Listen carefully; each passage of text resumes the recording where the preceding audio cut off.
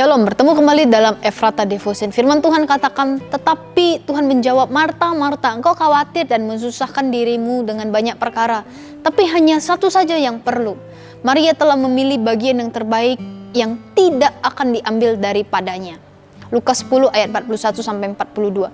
Dalam dunia yang serba cepat, kesibukan menjadi bagian tak terpisahkan dari hidup kita. Kita merasa bangga saat berkata, aku sibuk banget hari ini. Seolah kesibukan adalah bukti bahwa kita penting, dibutuhkan, dan produktif.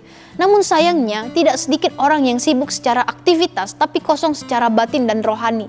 Kesibukan bukanlah dosa, tapi bila kesibukan itu menggeser prioritas kita dari Tuhan, maka hati kita perlahan akan menjadi kering dan lelah.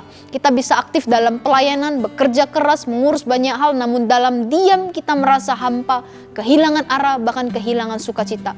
Dalam Lukas yang kita baca tadi diceritakan bahwa Yesus berkunjung ke rumah Marta dan Maria. Marta sibuk melayani, memasak, menyiapkan makanan, dan mungkin merapikan rumah. Semua itu tidak salah, bahkan terlihat sebagai bentuk hormat kepada Yesus. Tapi justru Marta yang ditegur bukan Maria. Mengapa?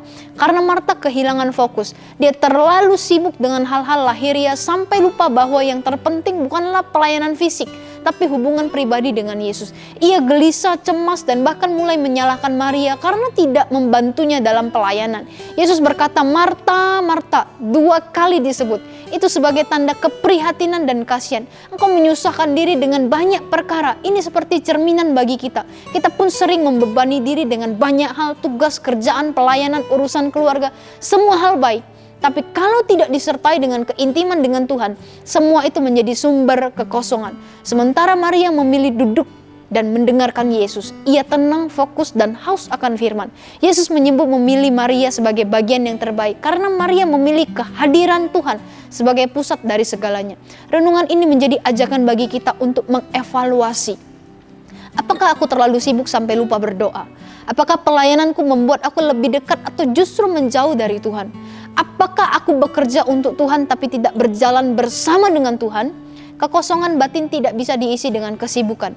Hanya kehadiran Tuhan yang mampu memuaskan jiwa kita. Kita perlu jeda, duduk diam, mendengar suara Tuhan. Seperti Maria, kita perlu menyediakan waktu khusus untuk membangun keintiman dengannya. Bukan sekedar tahu tentang Tuhan, tapi benar-benar mengenalnya. Kesibukan bukan ukuran keberhasilan, tapi kedekatan dengan Tuhan adalah ukuran kekuatan sejati. Mari kita berdoa. Tuhan Yesus yang baik, kami bersyukur Tuhan karena Tuhan terus baik bagi kami.